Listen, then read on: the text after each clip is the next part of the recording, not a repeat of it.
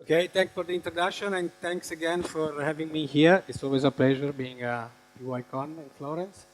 So, let's start and a bit of recap on what we're going to look at. So, we're going to see, we will have a bit of recap. It's, I think, the third time I'm here, so we will recap a bit the strange things we are doing. And we look at what is advanced Virgo. We look at the scientific run, what we call O2, the observation run 2, what we have seen, and then also in which way we are using Python for gravitational wave observation. So, a bit again, let's see what we are trying to do. We are trying to detect the gravitational wave with the optical laser interferometer. The effect of gravitational wave is the fact they are squeezing and stretching the space, so the space itself, in perpendicular direction on the direction perpendicular to the propagation. What we need to measure these things, we need a set of free test masses, as far as possible apart, and a means to measure their relative motion. And then we need to isolate these masses from any other possible cause of motion. And okay, you see, the numbers, when I saw these numbers for the first time, I thought they were simply ridiculous. If you have some engineering or science background, this order of magnitude simply doesn't make any sense if you apply them to metrology. You are trying to do metrology and you would like to see this number, well, you are just crazy. So I thought also at the beginning that we were just crazy.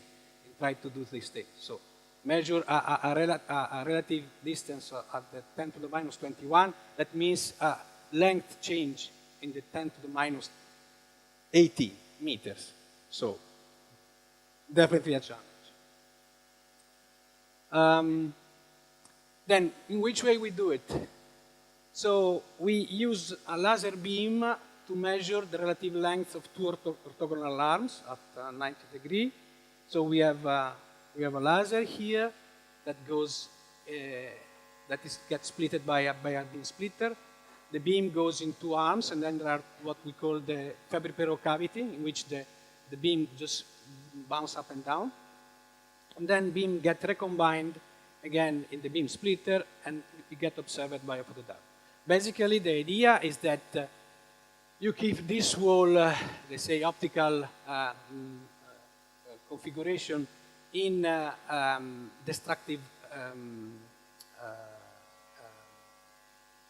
recombination here. And then theoretically, if nothing changed, here you have just nothing. You see dark. And if gravitational wave pass through, the arm length will change in different way. Basically, you can imagine one arm get longer and the other one get smaller and modulated by the gravitational wave passing.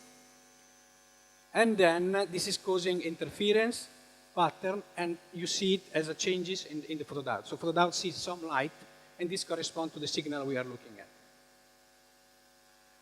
at. Again, as I was mentioning before, with arms that are a few kilometers, you are then able to see difference in length of the two arms in this order of magnitude. Then, this is a long story, and I've participated to it for the last 15 years, more than 15 years. We built the first generation of machine, and this machine has been working for integrated time, at least 1.5 years of observation, but we didn't see anything.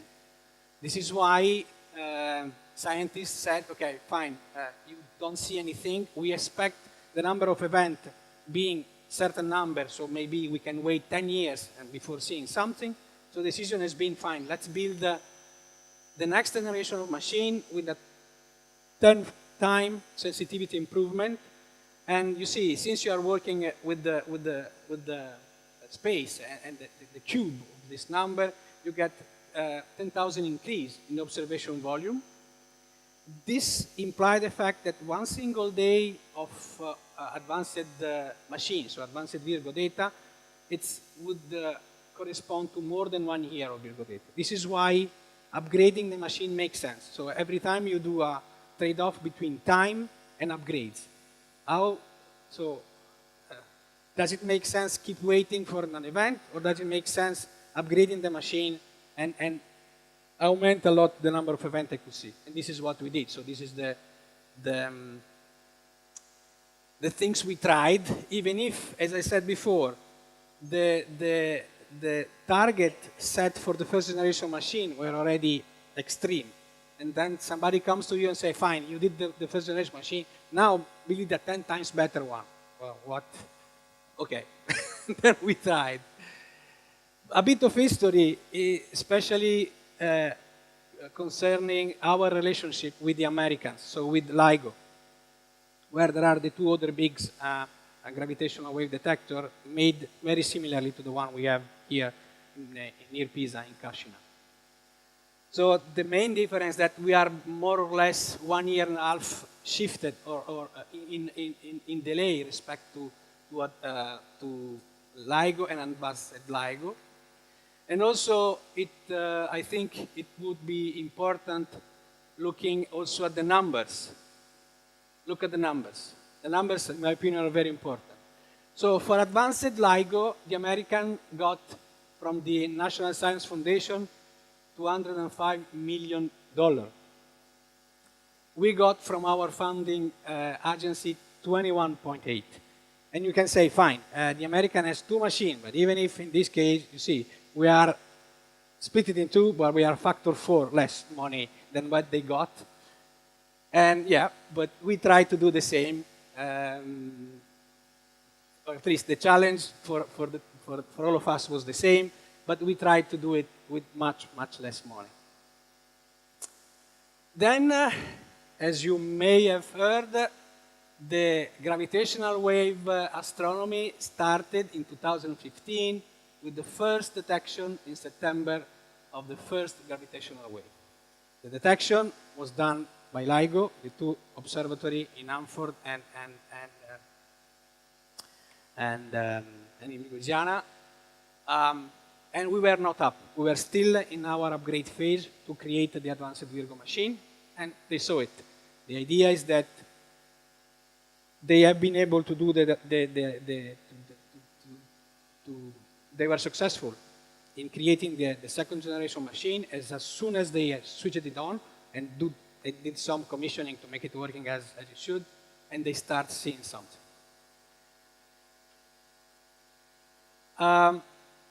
But then having 2 machines, there is something that is missing. You are missing pointing in the sky. So laser interferometer for gravitational wave detection are not pointing telescopes. So you don't know from where your signal is coming. And for doing sky localization, you need at least a 3rd machine so that you can do triangulation. That's the basic idea. So when they detected the first signal, I mean, they could only, let's say, spot a very large area in the sky to see from where the signal was coming from. If you would have had a 3rd machine, in particular Haas Virgo, then the localization would have been much, much better. So less than 20 square degrees on the sky. And yeah, remember this number because we will see it after. So now let's see Advanced Virgo. So Advanced Virgo is a European project. It's a collaboration between a lot of people. In particular, there are at least, for the moment, in the collaboration, we are 280 members. And then they correspond to people that really sign the common paper, scientific paper that we do. Those are all the laboratories all around Europe that participate to the project. The project was started mainly as Italian and French one, then mostly also Holland, Netherlands added, and many other countries are starting being added. And the latest entry is Germany with the University of Vienna. So you see, we are a growing community. We are growing fast also because of the latest result we had. So we have people more and more European countries that are keep adding to the project, and this is a very nice development. So the Advanced Virgo project it was formally completed in July last year, and then you will see we joined the international network of second generation machine, mostly advanced LIGO. So what have we done in the machine between the first generation and the second generation?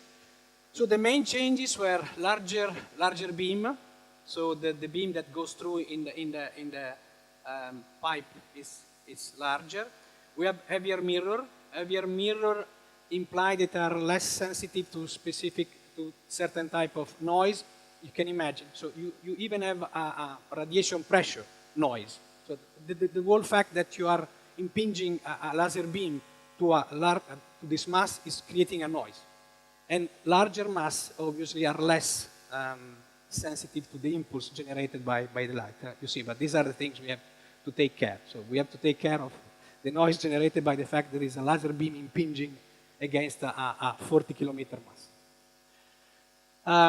We put inside higher quality optics. We also have thermal control of aberration, and these things, again, start getting a bit crazy. So we have a laser beam to do the measurement, and then we use another beam, another laser beam, in this case a CO2 laser, and we use it for example, to heat the external part of those mirrors, because in the central part, this beam heats the masses.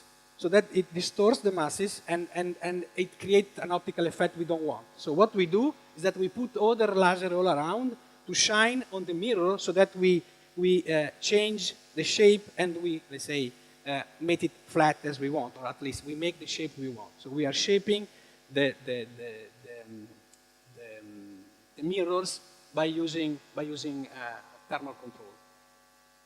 Then what we call straight eye control, it means that we put around normally what we call optical baffle, so that we avoid that straight light goes around and fool our signal.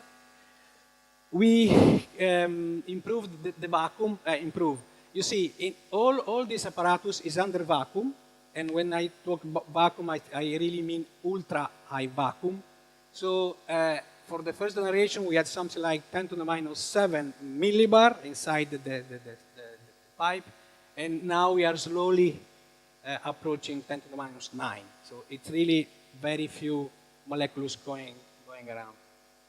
And then some of the optical benches, like this one, and this one, those one that you can see here that are hosting some of the photodiode, they were before in air and putting on, you can think of standard table. And these things have been transformed in table that are then suspended and also put under vacuum to improve the acoustic and the seismic isolation. In the rush to put together the advanced Virgo machine, we have some leftover, in particular a 200 watt laser that we'll do later. This is something is planned for next year. We didn't do the Sigma recycling cavity. You see here we have another optical cavity called the Sigma recycling, and at the moment this mirror is substituted by a lens. So there is not this cavity, but just the light goes through. We added already, or at least is in parallel at the moment, the kind of something really esoteric, this squeezing light. This is we are using a macroscopic quantum effect, but this is really, things are becoming, as I said, quite esoteric. And then we want to do Newtonian noise subtraction. Also here we are using a lot of Python when we do analysis of data.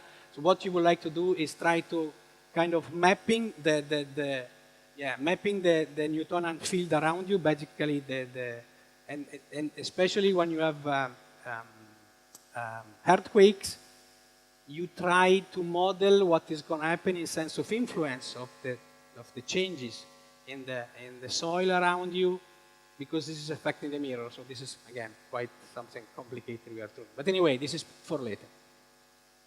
Now, let's see where we left each other last year. So at the last presentation, at the last presentation 1 year ago, here, these were the conclusion. So the scientific community were waiting for us in finalizing, putting together the machine, doing the commission and make it working. And they were waiting for us. We were striving to finalize all the work for the commissioning of the machine and hoping to be able to achieve significant sensitivity. And last year I was saying that joining O2 was becoming a realistic goal. And indeed, it was. So we were able to improve over the months our sensitivity. So basically you can see this is our target curve in terms of sensitivity. This is where we started, and then going down, this is where what we reached. You see, not exactly our target, but near enough. Near enough to reach, you see, this is at the same time the increase in terms of what, this is again, you can measure the quality or the performances of your machine in two ways. One in terms of sensitivity, respect to the signal I was mentioning before, respect to this differential length that you are trying to see, to measure. And one other way of measuring is how far in the universe you are able to see a standard, let's say, source of the signal. In this case, the standard source of the signal is a binary Newton star of these solar masses. Okay, so basically this is our kind of reference. We have created a reference source, and then you calculate how far in the universe you could see this source. And in this case, we started, you see, from little number, and we, okay, just to tell you or make a comparison, in Virgo, the numbers we were able to achieve were around here, 10, 12 megaparsec. And then, again, at a certain point, we were able to make this big jump and going on, and we reached something around 30 megaparsec. This should be compared to what, at the same time, LIGO had already achieved. It was something around 90 megaparsec. So anyway, we said this could be a good, significant enough sensitivity to enter into the game, and we did enter the game. So we joined the scientific run O2 together with the two Americans. This is us in Kashina. So we joined LIGO, and they started their run on November 2017, and we joined the 1st of August. And the O2 ended on August 25. So you see, we really were able to join the run at the end of it for a few weeks. And I should say that things went well. This is the statistics of the horizon we had during the run. You see, it goes up and down. So machine change, and sometimes things are not working as you would like. You should like in this case, something wrong was going on, and then you are able to repair it. And okay, so you see the average was something like 26 megaparsec with some peak going out there at 30. Anyway, we had a very good duty cycle. In this case, historically, Virgo has always been much more stable than LIGO machine. And you see, we have been able to reach 85% of duty cycle, which is definitely good. With the longest lock, you see, the idea is that all these optical cavity have to stay locked. So the idea that you put all together and you lock your machine. And this is the higher range we achieved, and this is the things we have been looking for many, many years. And in my case, this is the achievement, this is the goal for 15 years of work. These things here, these tiny things here, we saw the signal. So we had the first binary black hole triple coincidence together with LIGO. You see the difference. You can spot immediately the fact that the other two machines has much better sensitivity, but still we could see it, so we could participate to the discovery of one gravitational wave together with, with light. So again, this is the again the final achievement of what you try to do for a long, long time. Then, even more, not only we could see binary black hole event, but also we saw the first binary neutron star event. Again, in this case, this was seen much better by the Americans, but we didn't see as good, but you see, this is kind of complicated. We didn't see it, but because the orientation of the detector. Since these waves are directional, the orientation of your detector counts. But in this case, even if you don't see anything, you can participate to locating the source. But fine, you don't see anything, but the fact you don't see anything implies something, and you make the calculation. And at the end of the story, you see, we could improve a lot the location. So this would be the LIGO location. And the fact that you add Virgo, I mean, your location in the sky improve a lot. For this source, then a lot. What was very, very interesting is the fact that a lot of other observation could be done at the same time or at the same time, just one after the other. So this is the first time a source seen by us is also seen by other detector. In particular, this is a gamma ray burst satellite. They saw the same source just few seconds after, and then a whole plethora of electromagnetic observation started. One at the level of, standard telescope, so in the optical, and you see this is the source appeared. Also, this is a galaxy, and this is basically the binary neutron star system we saw. This is glowing in terms of optical observation. The same happened then for the X-ray and also for radio waves. So again, this is implied that what we call the multi-messenger astronomy started, because we saw something and this was correlated to the same source on the electromagnetic spectrum. You see, these are observatories all over the world that observed our signal in time. You see, just to see, this was really a planetary endeavor. And also, we shared a bit the glory, also in particular the Italians, as Virgo. As you may know, the gravitational wave discovery won the Nobel Prize. This went to LIGO scientists. In reality, if you saw the presentation, they were saying LIGO-Virgo collaboration. So also our name was there, but in general, we share part of the glory for the gravitational wave back too. Unfortunately, we were not there at the time for the first detection, but we are here now, and we participate. And you see, this observation here is really very, very, very nice. So nature has been very kind with us. Now, let's have a look very quickly to what we do with Python in the gravitational wave community. In Virgo, we are using it for optical simulation, for GUI building, for the slow or supervisory control. We can see it after, and then also for data analysis.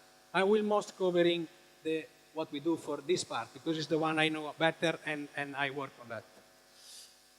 So you can use, normally this is the schema for the control of our detector. You have fast control here by using ADC and DAC and some fast computing here.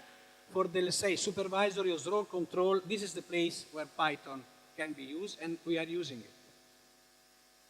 This is the way we linked our system to the Python, to the fast control, and in particular, we have been able to use C-type gen for, let's say, wrapping the C library used for the fast control, so that we could control from high level the system. Here I just repeat here as what I said last time. This is why we are using Python.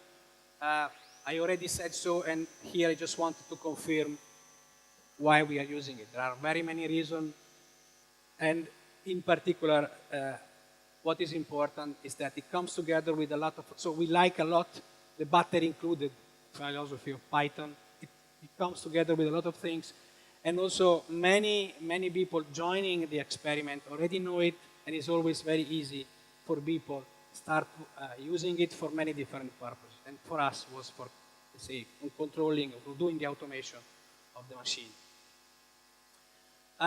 So for the automation of the machine, we reuse an existing framework called Guardian, in which the whole automation, so Guardian is fully developed in Python, and also the automation logic is completely done in Python. And we took Python and we ported for Virgo. So we have integrated inside. This meant a bit of development to do it. In particular, it could be done because we had available this way of linking Python stuff to the rest of the control system. And you see, we couldn't reuse the name Guardian because it was already used for something else. It was like something that was controlling the super attenuator, so the seismic isolator. So we choose a different name. If you ask around what is, if you ask Google, who is the Virgo Guardian, it come out the name Metatron, that is the name of the Virgo zodiac guardian angel. So it's an archangel. So this is the name we used. And I tell you, this is how Metatron would look like. And this is the shape we saw the first time we switched it on. I'm not joking. This is the shape we saw the first time we looked at the before photodiode. And this is what came out. I believe that everywhere else in the world we could get a lot of religious tourists to our side, but just forget about it. But anyway, that's what it is. It is still like this. I mean, the shape remained very strange. This is not something we expected. We expected a nice standard circular shape, but this is what we got. Anyway, so Metatron is with us in control room at the moment. Then, so this is the schema. Basically, we are talking about finite state machine schema for putting together your automation. So in each state, basically you have a main that you execute once. It's like an init, and then you have your run executed every second. And inside there, you can basically get data or write data to our data acquisition system. This is the way we have integrated. In general, the architecture is like this. You have those clients that then interact with the let's say, automation server that are split in two. It's one main process and one worker that does the real job. We are also using JSON for writing the status, the current status of the machine. So this is generally the schema. Plus, as I showed you before, we are using this way of talking with the inter-process communication layer for communicating with our control server. This is the current workflow. Let's go on. And this is the node hierarchy we have. You see at the top, you have the lock, all the optical cavity, and all this process and all this node, say automation node, are taking care of the automation of each different nodes. Just a bit of coding. So, for example, we are using a decorator inside the different state, and this is very, very, for example, again, just as an example, we are using many different features of Python, but this one is very nice. In which way, with decorator, we can put together all the different common things you need to do in each state. For example, exception handling. And you see, we put them here for each different state. Like, okay, EMC restore is one of the state of our state machine. Okay, this code is used for all possible purposes for the automation of single subsystem or locking of the complete interferometer. We are using it also for defining the flag of the states, for showing what is the status of the machine. And we are also reporting the full state of the state, if we are in calibration or not, or which is the current state of the machine. Documentation on it. We started the move to Python 3, and we have written, together with Ezio, a very nice, let's say, template for developing control server based on async.io. It's running at the moment, it seems running fine. I just started testing it a few days ago. And this can be used for controlling really a plethora of different possible apparatus, like tunable power supply, or translator, rotator, or particle counters. And also we use it for GUI development. We have had on site a lot of Python training, and maybe again Ezio recognizes itself here. And also we have other internal training to show people how to use Python. I have a little request for the whole community. We have a little problem for C-type gen. C-type gen is what we need for our purposes. Basically, we have a lot of big C++ library, the one dedicated for the fast control, and we need to wrap them. We need to create the binding. And still, it seems to us that C-type gen is the best things, but C-type gen seems not maintained anymore. It has some problem. We need some tweaking. Plus, it doesn't work for Python 3. So if any of you knows a good replacement of C-type gen, but I mean, really we need something like C-type gen. Other solution like CFFI doesn't seem to do the work we want. So please, come to me. Then conclusion, easily. So we have been able to join O2 with a meaningful sensitivity, and we added the location of sources to the observation. The observation run has been very, very generous to us. First tripole coherent signal, and first BNS, and the start of multimessenger astronomy. We are still, obviously, this is an endless work. We are working for upgrading the second upgrade phase, ended in March, and now we are doing the commissioning for joining the third scientific run planned for the end of this year. And I believe that with what we have seen on O2, O3 might just be full of wonders, because so far we have seen something was already forecasted, or was already planned, or at least theorists were already thinking that what we could see. Maybe O3 will be the time in which we see something that was not already let's see, considered possible by current theory. So maybe now we can go in unknown territory with the observation. And Python is definitely a key element in speeding up the upgrade and the commissioning of the machine, and we are keep increasing its use in control room. Just last word, again, a request to the community. If you are a PhD student, if you are not been living in Italy for the last 12 months, and if you like to apply neural network and deep learning to control this machine, please come and see me. That's all. Thanks.